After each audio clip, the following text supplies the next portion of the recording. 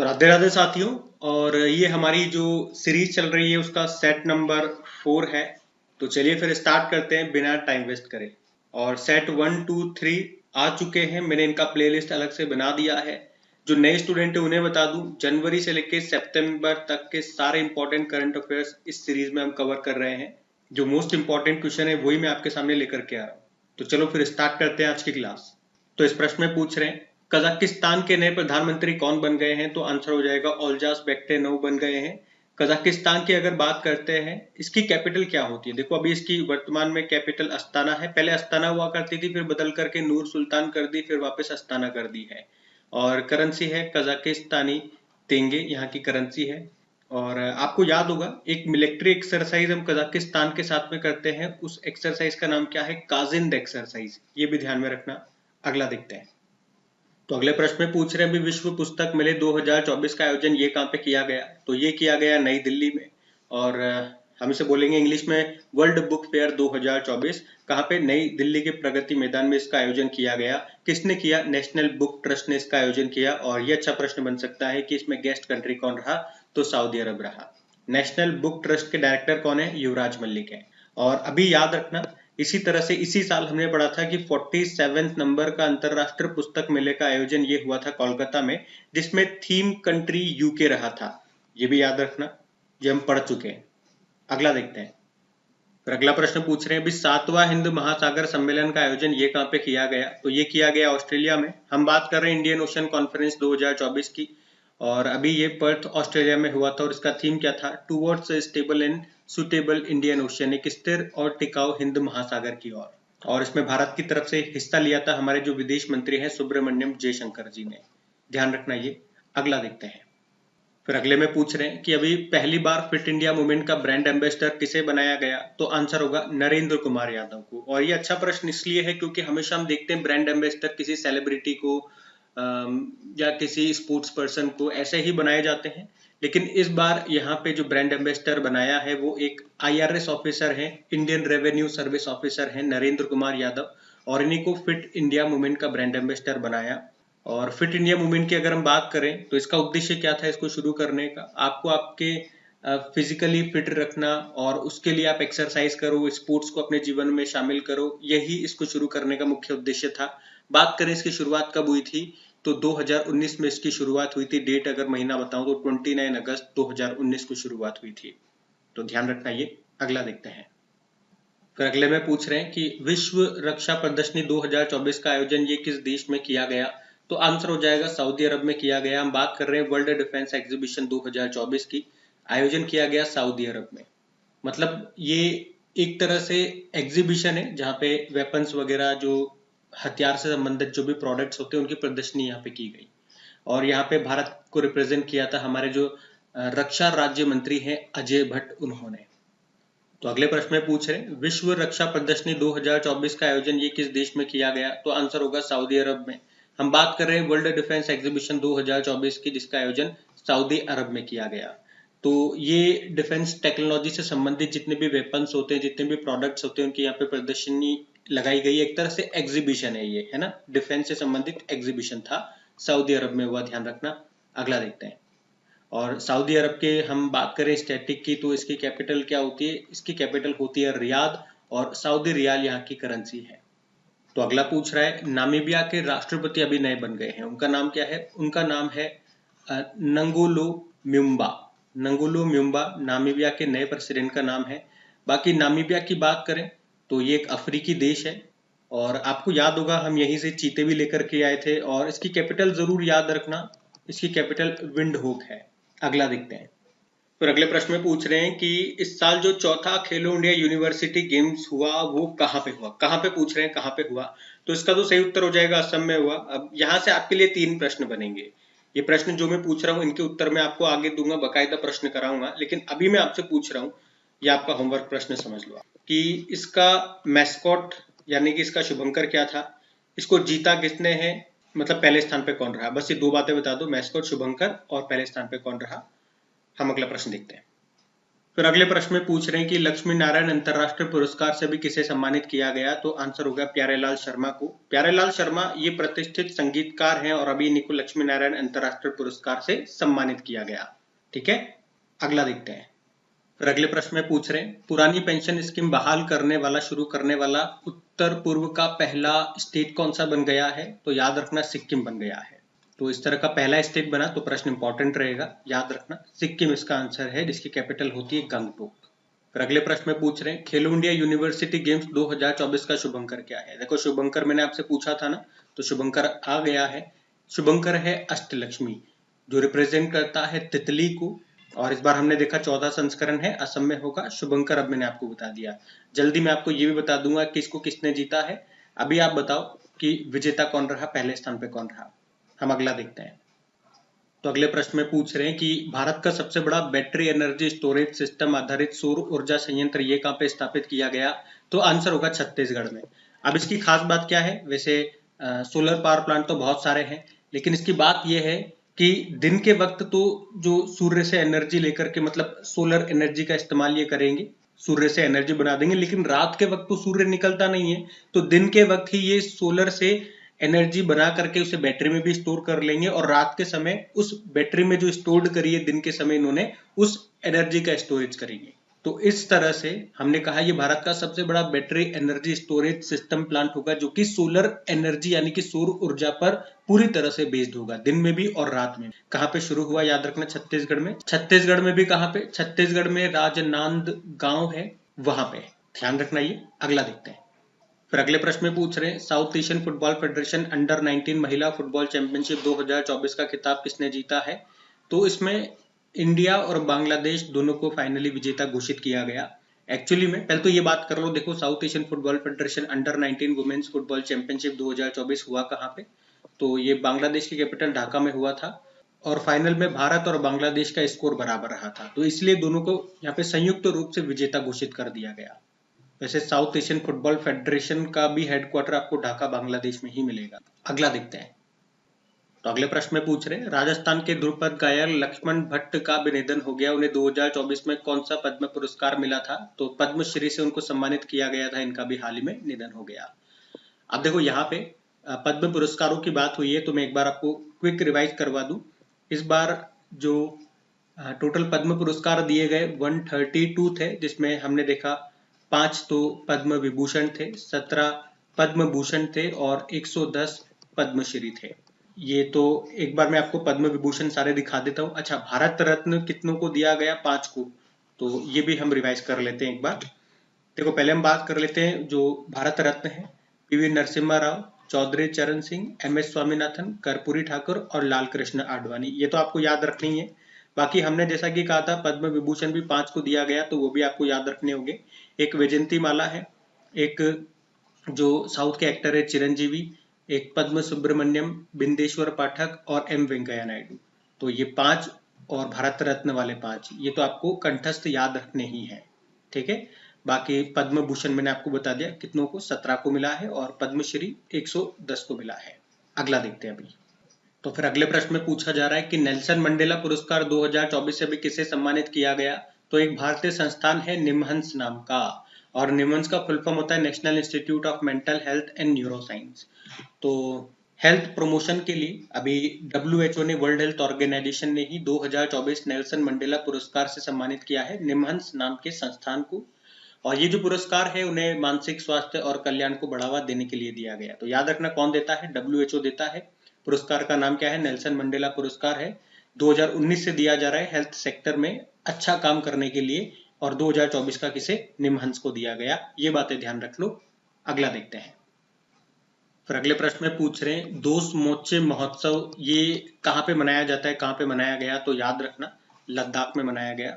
अच्छा, लद्दाख से अभी एक अच्छा प्रश्न तो यही बनता है कि 5 नए यहाँ पे जिले बनाए गए हैं, और वैसे पीछे प्रश्नों में मैं आपको बता चुका हूँ एक बार इनके नाम क्या है। तो अभी मैं आपसे पूछ रहा हूँ, देखिए आपको याद है या नहीं है। मैंने आपको कई बार बताया 5 जिलों के नाम आपको याद होने चाहिए, बताइए इनके नाम क्या है। हम अगला प्रश्न देखते हैं। फिर अगले प्रश्न में पूछ रहे हैं मुख्यमंत्री विश्वकर्मा पेंशन योजना ये कहाँ पे शुरू की गई है, तो ये शुरू की गई है राजस्थान में। राजस्थान की जो वित्त मंत्री हैं कौन, दिया कुमारी, उन्होंने बजट यहाँ पे पेश किया था तो उस समय इसकी घोषणा की थी। तो राजस्थान की एक इम्पोर्टेंट योजना है ये भी। क्या होगा इसमें मैं आपको बता दूं, जो मजदूर वर्ग होते हैं, जो रेहड़ी पटरी पे काम करने वाले जो लोग होते हैं, तो उनके लिए है ये मुख्य रूप से। इसमें 18 से लेके अगर कोई 45 वर्ष के ऐसे व्यक्ति हैं वो इसमें पार्टिसिपेट कर सकते हैं। क्या करना होगा, उन्हें 60 से लेके 100 रुपए तक का प्रीमियम हर महीने जमा करना होगा, और जब वो 60 बरस के हो जाएंगे तो उन्हें 2000 रुपए जो हर महीने पेंशन के रूप में दी जाएगी। जो वृद्धावस्था पेंशन होती है ना, उसके अलावा है ये, है ना, क्योंकि वो इसका प्रीमियम पे कर रहे हैं, तो उसके एवज में इनको ये पेंशन मिलेगी। तो कहाँ की, ये सिंपल सा ये याद रखेंगे, विश्वकर्मा पेंशन योजना राजस्थान की। अभी हमने पेंशन से ही एक संबंधित प्रश्न पढ़ा था कि पुरानी पेंशन योजना को शुरू करने वाला पहला पूर्वोत्तर राज्य कौन सा बन गया है, तो आपने कहा था सिक्किम बन गया है। अच्छा, ये प्रश्न कई बार पूछा जा चुका है एग्जाम में कि अटल पेंशन योजना, इसकी शुरुआत कब होती है, तो जरूर याद रखना 9 मई 2015 को इसकी शुरुआत होती है। और यहाँ पे विश्वकर्मा से कुछ और भी आपके माइंड में क्लिक कर रहा होगा, एक प्रधानमंत्री विश्वकर्मा योजना भी आई थी जो शुरू हुई थी 17 सितंबर 2023 को ही, आपको याद होगा। जो हमारे कारीगर भाई हैं, लुहार, सुनार, कुम्हार, बढ़ई, मूर्तिकार, इस तरह से टोटल 18 सेक्टर्स में काम करने वालों के लिए योजना शुरू की गई थी। और इसमें 1 लाख रुपए तक का ब्याज मुक्त लोन दिया जाता है। और इससे भी एक अच्छा प्रश्न ये बन जाता है कि इसको शुरू करने वाला पहला यूनियन टेरिटरी कौन सा बना था, तो जम्मू कश्मीर बना था। ये जरूर याद रखना, ये काम की बातें थी इसलिए मैंने आपका यहाँ थोड़ा सा समय लिया, ध्यान जरूर रखना। अगला देखते हैं। तो अगले में पूछ रहे हैं कि देश की पहली हाइपर वेलोसिटी एक्सपेंशन टनल जिसका नाम जिगर थंडा S2 रखा है, इसका डेवलपमेंट किसने किया है, तो सिंपल सा याद रखेंगे, IIT कानपुर ने किया है। देश की पहली हाइपर वेलोसिटी एक्सपेंशन टनल, इसका नाम जिगर थंडा है। IIT कानपुर आंसर होगा। अगला देखते हैं। तो अगले में पूछ रहे हैं मुख्यमंत्री वयोश्री, ये वियो नहीं है, वयोश्री योजना के तहत 3000 रुपए की आर्थिक सहायता देने की घोषणा भी किस राज्य सरकार ने की है, तो आंसर होगा महाराष्ट्र ने। तो महाराष्ट्र ने ही, याद रखना, मुख्यमंत्री वयोश्री योजना शुरू की थी। क्या होगा इसमें, जो लोग शारीरिक और मानसिक विकलांगता से ग्रसित है उन्हें हर महीने 3000 रुपए दिए जाएंगे। और इसमें वो वरिष्ठ नागरिक इसका लाभ पाएंगे जिनकी उम्र 65 ईयर से ज्यादा की होगी। तो याद रखना कौन सी योजना है, मुख्यमंत्री वयोश्री योजना, महाराष्ट्र ने शुरू की है। तो अगले प्रश्न यहाँ पूछ रहे हैं कि अभी अंडर 19 वर्ल्ड कप 2024 का उप विजेता कौन रहा। उप विजेता, ये एग्जाम में आप जरूर ध्यान रखना, वो विनर पूछ रहा है या रनर अप यानी कि उप विजेता पूछ रहा है। कई बार जोश में क्या होता है, बच्चा एग्जाम टाइम पे गलत आंसर मार्क कर लेता है, तो आपको ये जरूर ध्यान देना है। तो यहाँ पे तो उत्तर हो जाएगा फिर भारत। देखो, हम बात कर रहे हैं अंडर 19 वर्ल्ड कप 2024 की, इस बार 15वां संस्करण था, जो कहाँ पे हुआ था, ये साउथ अफ्रीका में हुआ था। एक्चुअली में पहले ये याद रखना श्रीलंका में होना था, लेकिन फिर श्रीलंका पर बैन लगा दिया गया था, तो फिर ये साउथ अफ्रीका में आयोजित किया गया था। विजेता ऑस्ट्रेलिया रहा, चौथी बार इसको जीता। रनर अप यहाँ पे भारत रहा था। और player of the tournament Kwena Maphaka रहे, साउथ अफ्रीका से है। तो ये पॉइंट्स ध्यान में रखना। अगला देखते हैं। फिर अगले प्रश्न में पूछ रहे हैं, अभी किस राज्य सरकार ने घर घर राशन योजना को शुरू किया था, तो आप सभी को पता होगा, पंजाब सरकार ने इसको शुरू किया था। उद्देश्य था गरीबों को आसानी से राशन उपलब्ध कराया जा सके, उनके घर पर ही राशन पहुंचा दिया जाए। तो घर घर राशन योजना पंजाब की है। अगला देखते हैं। फिर अगला प्रश्न क्या पूछ रहे हैं, महासागरों और वायुमंडल का अध्ययन करने के लिए, स्टडी करने के लिए अभी पेस मिशन को किसने लॉन्च किया, तो इसको लॉन्च किया था नासा ने। और किस रॉकेट से लॉन्च किया, अगर ये आपसे पूछेंगे तो स्पेस एक्स का जो फॉल्कन 9 है उससे हमने लॉन्च किया था, मतलब नासा ने लॉन्च किया था। और क्यों लॉन्च किया था, तो हमने कहा एटमॉस्फेयर और महासागरों के वायुमंडल की स्टडी करने के लिए इसको लॉन्च किया था। यहाँ पे देखो, पेस का भी मतलब है plankton, aerosol, cloud, ocean ecosystem. अच्छा, फॉल्कन 9 से आपको याद होगा भारत भी एक सैटेलाइट को लॉन्च कर रहा है। उस सैटेलाइट का नाम क्या है, ये आपको बताना है। ठीक है, हम अगला देखते हैं। फिर अगले प्रश्न में पूछ रहे हैं कि अभी हाल ही में स्विट्जरलैंड के जंग फ्राउक में मशहूर आइस पैलेस में किसकी स्मारक पट्टी लगाई गई है, तो आंसर होगा नीरज चोपड़ा की। नीरज चोपड़ा ये जेवलियन थ्रोवर है। और स्विट्जरलैंड में एक स्थान है जंग फ्राउक नाम से, जिसे यूरोप का शिखर भी कहते हैं। और यहीं पे बर्फ से बना एक पैलेस है, और वहीं पे अभी एक स्मारक पट्टिका लगाई गई है जो कि नीरज चोपड़ा की है, और ये एक हमारे लिए सम्मान की बात है। चलो नीरज चोपड़ा, आप यूं बताओ कि अभी जो पेरिस ओलंपिक हुए थे, और ये तो आप बता ही दोगे इन्होंने कौन सा मेडल जीता, तो सिल्वर जीता था। कितनी दूर भाला फेंक करके इन्होंने सिल्वर जीता था, और यहाँ पे गोल्ड लेकर कौन आए हैं। पाकिस्तान के तो वो खिलाड़ी हैं, लेकिन उनका नाम क्या है और उनका थ्रो कितना था, जो कि एक वर्ल्ड रिकॉर्ड भी है। ये मेरा प्रश्न है आपसे, बताइए। हम अगला प्रश्न देखते हैं। तो हम अगले प्रश्न में देख रहे हैं कि फिनलैंड के नए राष्ट्रपति कौन बन गए हैं। तो ये बन गए हैं अलेक्जेंडर स्तब। बाकी फिनलैंड ये रहा मैप में, फिनलैंड जिसे झीलों का देश भी कहते हैं, और कैपिटल हेलसिंकी है, करेंसी है यहाँ की यूरो। तो ये ध्यान में रखना, अलेक्जेंडर स्तब यहाँ के नए प्रेसिडेंट बन गए। फिर आपसे पूछ रहे हैं केपीपी नामबियार पुरस्कार से किसे सम्मानित किया गया। तो हमारे जो इसरो के अध्यक्ष है एस सोमनाथ, उन्हीं को इस सम्मान से सम्मानित किया गया है, केपीपी नामबियार पुरस्कार, याद रखना। और आपको याद है इनकी जो ऑटोबायोग्राफी आई थी वो मलयालम भाषा में थी, जिसका नाम है निवालू कुदिंचा सिम्हांगल। ये भी ध्यान रखना। अगला देखते हैं। फिर आपसे पूछ रहे हैं हमारे अभी रक्षा मंत्री राजनाथ सिंह जी ने जनरल बिपिन रावत की प्रतिमा का उद्घाटन कहाँ पे किया। तो ये किया था देहरादून में। और राजनाथ सिंह जी ने और उत्तराखंड के जो मुख्यमंत्री हैं पुष्कर सिंह धामी, इन्होंने दोनों ने मिलकर के जनरल बिपिन रावत जी, ये कौन थे, जो हमारे पहले चीफ ऑफ डिफेंस स्टाफ थे, इनका हेलीकॉप्टर हादसे में निधन हो गया था, आपको पता है। उनकी प्रतिमा का स्टैचू का उद्घाटन किया कहाँ पे, देहरादून में, देहरादून के टॉन्स ब्रिज स्कूल में। और देखो जनरल बिपिन रावत जी से सारे प्रश्न जो भी बनते हैं वो मैंने यहाँ पे लिख दिए हैं, आप चाहो तो वीडियो को पॉज करके रीड कर सकते हो। तो स्टैचू याद रखना कहाँ पे, देहरादून में। अगला प्रश्न देखते हैं। फिर अगले प्रश्न में पूछ रहे हैं कि विज्ञान के क्षेत्र में महिलाओं को प्रोत्साहित करने के लिए, ताकि वो ज्यादा से ज्यादा विज्ञान के क्षेत्र में आए, और इसी के लिए अभी केंद्र सरकार ने कौन सा पोर्टल लॉन्च किया है। तो ये जरूर याद रखना, स्वाति पोर्टल इसका नाम है। स्वाति का फुल फॉर्म होता है science for women at technology and innovation. तो सिंपल सा याद रखेंगे, केंद्र सरकार ने एक स्वाति पोर्टल लॉन्च किया, जिसका संबंध किससे है, विज्ञान के क्षेत्र में महिलाओं को प्रोत्साहित करने से, ताकि ज्यादा से ज्यादा महिलाएं विज्ञान के क्षेत्र में, टेक्नोलॉजी की फील्ड में आए। अगला देखते हैं। तो अगले प्रश्न में पूछ रहे हैं कि चेन्नई ओपन 2024 में मेन सिंगल का टाइटल किसने जीता है। तो ये जीता है सुमित नांगल ने। सुमित नांगल, देखो प्रश्न ऐसे भी आ सकता है इनका संबंध किससे है, पूछेंगे तो टेनिस से है।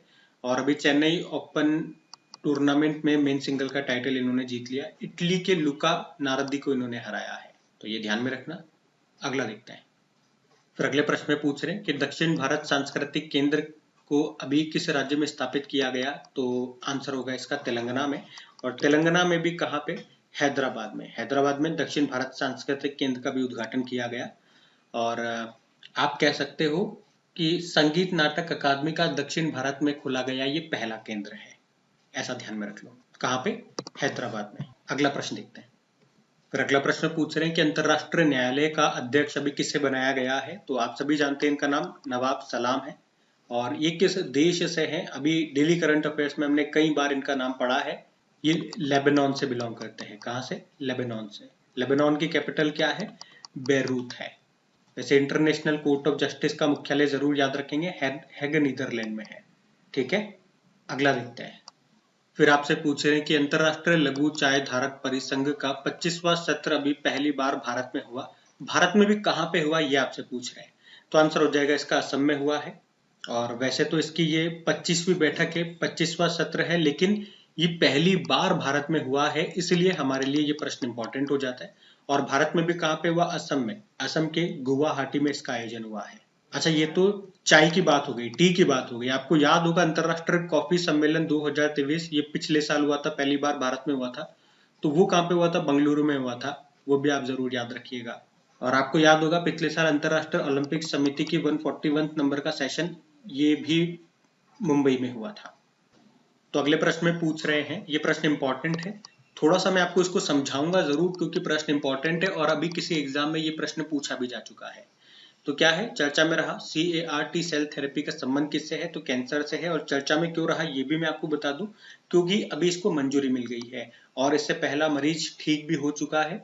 तो इसका उपयोग ल्यूकेमिया के इलाज में होने वाला है, मतलब ब्लड कैंसर के इलाज में। यहाँ पे CAR का मतलब होता है काइमेरिक एंटीजन रिसेप्टर। अच्छा, टी सेल क्या होते हैं। तो आप कह सकते हो ये एक प्रकार के WBC है, यानी कि श्वेत रक्त कणिकाएं, कोशिकाएं। ये शरीर को संक्रमण से बचाने में मदद करते हैं, या यूं समझो ये हमारे शरीर का डिफेंस सिस्टम है। जब भी कोई वायरस हमारी बॉडी में आएगा, शरीर में आता है, तो ये उससे लड़ते हैं। पर कैंसर से लड़ने में ये उतने ताकतवर नहीं है। तो यहाँ पे हम क्या कर रहे हैं, इस थेरेपी से इसकी ताकत बढ़ा देंगे। मैं आपको फोटो में समझाता हूँ, देखो समझ में आएगा आपको।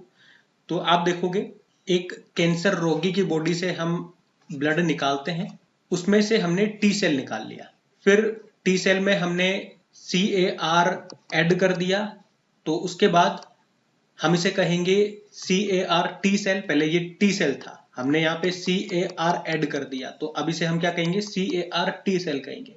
और वापस से इसको हम पेशेंट की बॉडी में डाल देंगे, और अब ये कैंसर सेल को नष्ट कर देगा। और ऐसा कैसे हो पाया, क्योंकि जब ये CAR टी सेल बन जाएगा तो ये अपनी संख्या को दुगुना कर लेगा, बहुत सारा मल्टीपल टाइम कर लेगा। यूं समझो पहले एक सैनिक था तो कमजोर पड़ रहा था, अब ऐसे बहुत सारे सैनिक हो गए तो इनकी ताकत बढ़ जाएगी, टीम हो गई एक। तो इस तरह से ये कैंसर सेल को खत्म कर देंगे अटैक करके। तो समझ में आ गया पिक्चर क्या है। तो CAR टी सेल थेरेपी अगर आपसे पूछें तो इसका संबंध कैंसर से है। फुल फॉर्म भी अगर आपसे पूछेंगे CAR की तो वो भी मैंने आपको बता दी है। अच्छा प्रश्न है, ध्यान रखना। अगला प्रश्न देखते हैं। फिर अगले प्रश्न में पूछ रहे हैं, भारत के सबसे उम्र दराज टेस्ट क्रिकेटर का निधन हो गया, उनका नाम बताइए। तो नाम है दत्ताजी राव गायकवाड़। तो इनका नाम याद में रखना। भारतीय टीम के पूर्व टेस्ट कप्तान भी थे दत्ताजी राव गायकवाड़, और जिन्होंने देश में सबसे उम्र दराज जीवित टेस्ट क्रिकेटर का रिकॉर्ड अपने नाम कर रखा था, पर अभी 95 ईयर की उम्र में इनका निधन हो गया। और आपको बता दूं, ये हमारे पूर्व भारतीय क्रिकेटर अंशुमान गायकवाड़ के पिता थे। अगला देखते हैं। फिर अगले प्रश्न में पूछ रहे हैं कि गुप्तेश्वर वन ये किस राज्य का चौथा जैव विविधता विरासत स्थल बन गया है। तो आंसर हो जाएगा उड़ीसा।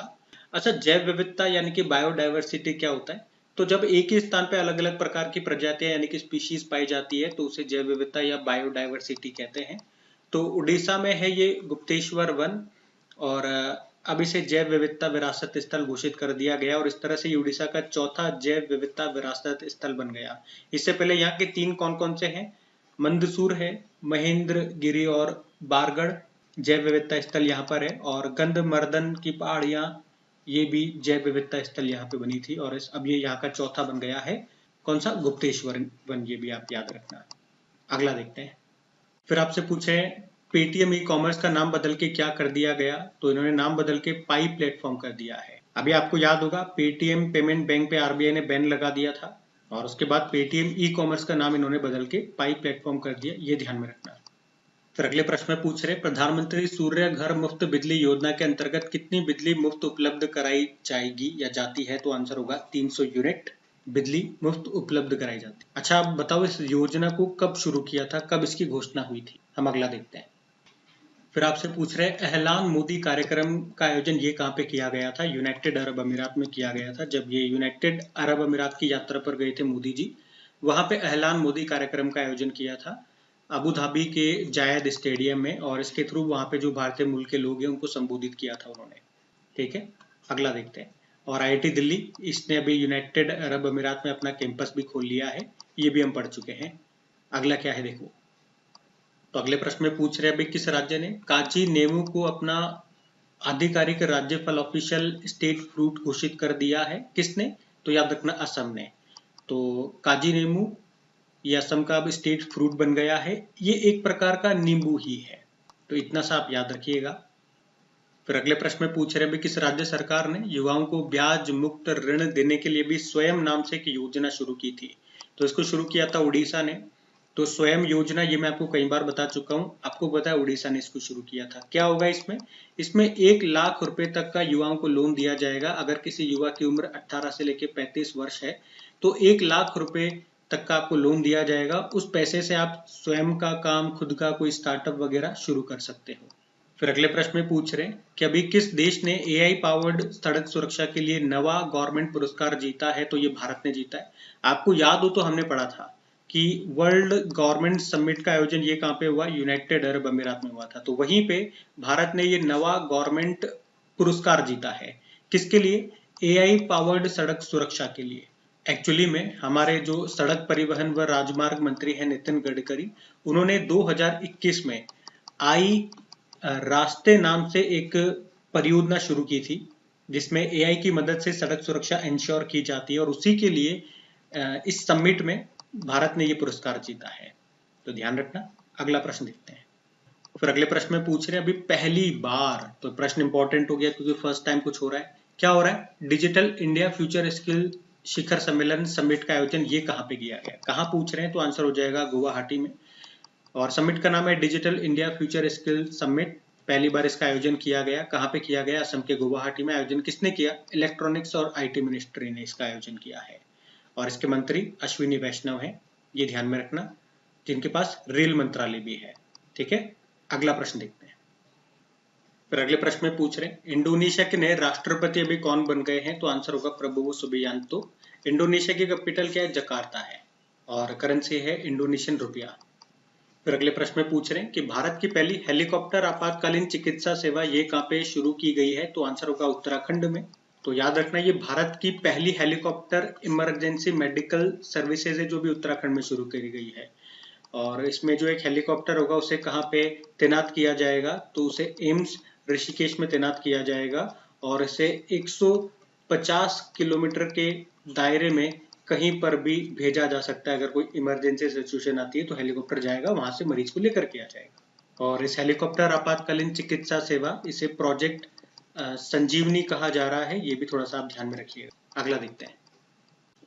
फिर आपसे पूछ रहे हैं अभी किस देश में पहली luxury train dream of the desert इसको शुरू किया गया? तो आंसर होगा सऊदी अरब में। और सऊदी अरब ने अपनी पहली luxury train dream of desert train को भी शुरू किया है। कहाँ से? इसकी कैपिटल रियाद से। अगला देखते हैं। तो अगला पूछ रहे हैं दक्षिण रेलवे की पहली ट्रांस वुमेन टीटीई कौन बनी है? उनका नाम क्या है? तो आंसर होगा सिंधु गणपति इनका नाम है। तो टीटी मतलब जो हमारे ट्रेन में हमारा टिकट चेक करते हैं उन्हें टीटी कहते हैं। इनका फुल फॉर्म होता है ट्रेवलिंग टिकट एग्जामिनर। तो सिंधु गणपति ये भी दक्षिण रेलवे की पहली ट्रांस वुमेन टीटी बन गई है, तो इनका नाम ध्यान रखना। फिर पूछ रहे हैं भाई दुनिया की पहली एयर टैक्सी सेवा शुरू करने वाला विश्व का पहला शहर कौन सा है? तो आंसर होगा दुबई है। यूनाइटेड अरब अमीरात का शहर है दुबई, जो कि दुनिया की पहली एयर टैक्सी शुरू करने जा रहा है। अभी जो वर्ल्ड गवर्नमेंट समिट हुई थी यूनाइटेड अरब अमीरात में, वहीं पे इसकी घोषणा हुई थी 2026 तक ये एयर टैक्सी सर्विस को शुरू कर देगा, तो ये ध्यान रखना। फिर आपसे पूछ रहे हैं अभी वैश्विक जैव विविधता फ्रेमवर्क कोष यानी कि फंड की पहली बैठक ये कहाँ पे हुई है? तो ये हुई है वॉशिंगटन डीसी अमेरिका में। तो ग्लोबल बायोडाइवर्सिटी फ्रेमवर्क फंड का अभी पहला बैठक हुआ, याद रखना, वॉशिंगटन डीसी में। अच्छा, यहाँ से एक प्रश्न मुझे याद आ रहा है, एक प्रश्न कि इस साल यानी कि 2024 में जो नाटो की बैठक है या इसको होस्ट कौन कर रहा है, ये मैं आपसे पूछना चाह रहा हूँ। बताइए इसका उत्तर क्या होगा। अगला प्रश्न देखते हैं। फिर अगला प्रश्न पूछ रहे हैं किस देश ने समलैंगिक विवाह को वैध यानी कि लीगल कर दिया है? तो आंसर होगा ग्रीस ने। ग्रीस ले चलता हूँ एक बार मैं आपको, और समलैंगिक से संबंधित और भी कई सारे करंट अफेयर्स के प्रश्न है वो आपके सामने मैंने रख दिए हैं। बाकी ग्रीस में आपको दिखा देता हूँ क्योंकि कंट्री न्यूज है। तो ये रहा मैप में ग्रीस, कैपिटल इसके एथेंस होती है, जहाँ पे पहले ओलंपिक हुए थे। आप बताइएगा किस वर्ष हुए थे? करेंसी इसके यूरो है। और आपको याद होगा पिछले साल यानी कि 2023 में मोदी जी को ग्रीस का सर्वोच्च सम्मान मिला था जिसे grand cross of the order of honour कहते हैं। ध्यान रखना। अगला प्रश्न देखते हैं। तो अगले प्रश्न में क्या पूछ रहे हैं उत्तर प्रदेश सरकार ने जो यहाँ पे कन्या सुमंगला योजना चलती है उसके तहत जो अनुदान राशि है उसको 15,000 रुपए से बढ़ा के कितना कर दिया? बहुत ही खूबसूरत प्रश्न है। तो इसका तो पहले उत्तर देखो, अगर देखो दो तरह से प्रश्न बन जाएंगे एग्जाम में। या तो एग्जामिनर डायरेक्ट पूछ लेगा कन्या सुमंगला योजना का संबंध किससे है? तो उत्तर प्रदेश से है। ये भी पूछ सकता है इस योजना को शुरू कब किया गया था, वो भी मैं आपको बता दूं अप्रैल 2019 में। और अभी लेटेस्ट क्या प्रश्न करंट अफेयर्स का बनेगा कि इसमें जो राशि है वो 15,000 रुपए से बढ़ा के कितनी कर दी गई है? तो उसका उत्तर हो जाएगा यहाँ पे 25,000 रुपए कर दिया गया। अब थोड़ा सा इसके बारे में मैं आपको जानकारी दे दूं क्या होता है इसमें। इस योजना में बच्ची के, याद रखना बच्चियों के लिए ये, तो उनकी कन्या सुमंगला है, बच्चों के लिए नहीं है, मतलब लड़कों के लिए नहीं है। तो इसमें बच्ची के जन्म से लेकर जब वो 12वीं कक्षा तक पढ़ेगी तो उसकी पढ़ाई के लिए 6 किस्तों में यहाँ पे पहले अभी तक 15,000 रुपए दिए जाते थे, अब 25,000 रुपए दिए जाएंगे। ये योजना है। तो इस एक ही प्रश्न से 3-4 प्रश्न मैंने आपको बता दी कैसे कैसे बन सकते हैं, ध्यान में रखना। अगला प्रश्न देखते हैं।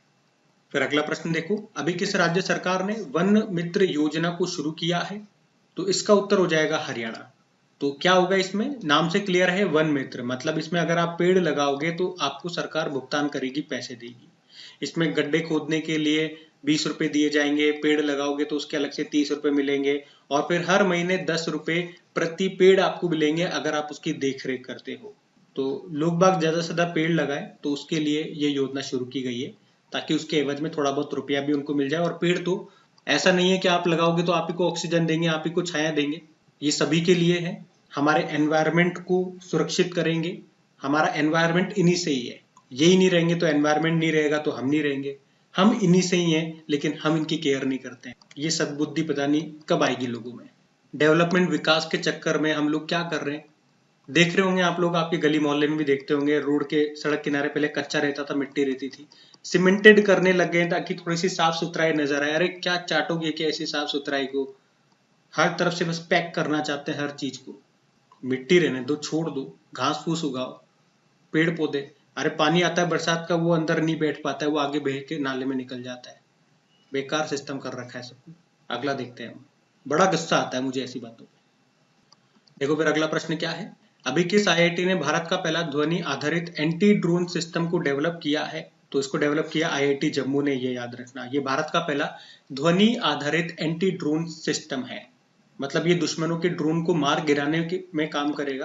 भाई जब ड्रोन आता है तो साउंड करता है, आवाज निकालता है, तो हमने कहा ये ध्वनि आधारित है, साउंड बेस्ड।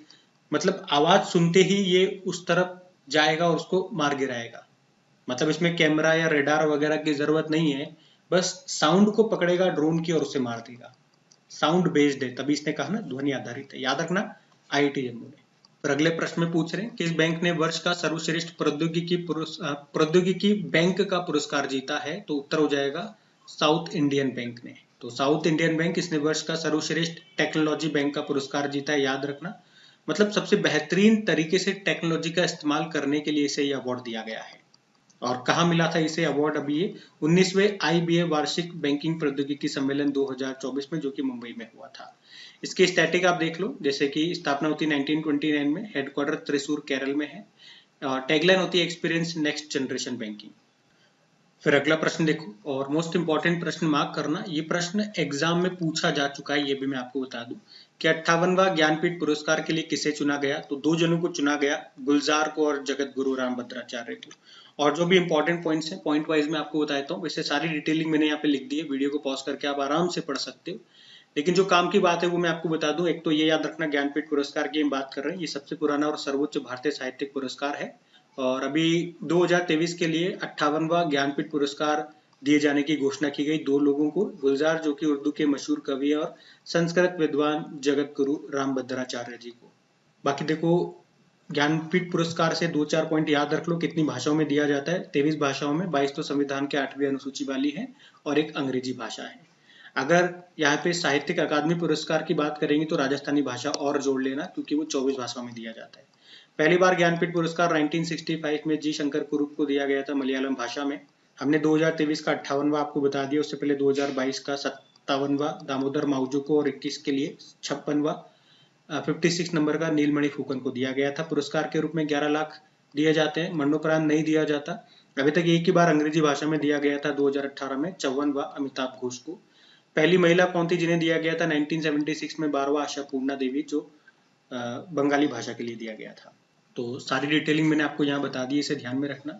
और एक बार फिर से आपको याद दिला दूं, प्लीज अगर सेशन अच्छे लग रहे हैं, ये सीरीज आपको अच्छी लग रही है, तो प्लीज इसे सपोर्ट जरूर कीजिए।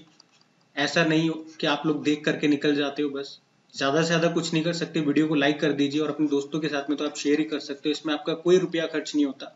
वीडियोस को अगर सपोर्ट मिलेगा, व्यूज आएंगे, तो मुझे भी अच्छा लगेगा इस सीरीज को कंप्लीट करने में, रेगुलर रखने में, क्योंकि मेरी तो मेहनत उतनी लगती है, पूरा दिन लगता है आप लोगों के लिए क्वेश्चन सेलेक्ट करना, इंपॉर्टेंट क्वेश्चन सेलेक्ट करना, उसमें क्या डिटेलिंग आपको देनी है, ताकि वीडियो ज्यादा लंबा भी ना हो और काम की बात भी आप तक पहुंच जाए।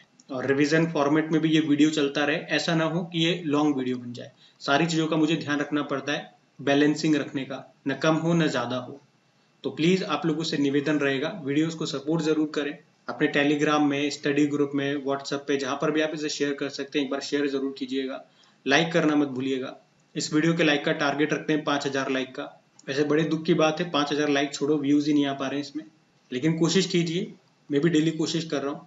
बाकी इससे पहले के सारे सेट कंप्लीट हो चुके हैं, अगर नहीं देखे हैं तो देख लीजिएगा, प्लेलिस्ट मैंने बना दी है। आगे के सेट भी इसी तरह से उम्मीद है हम कंटिन्यू रखेंगे, अगर आप लोगों का साथ बने रहेगा तो। आज की क्लास यहीं पे एंड करते हैं। राधे राधे।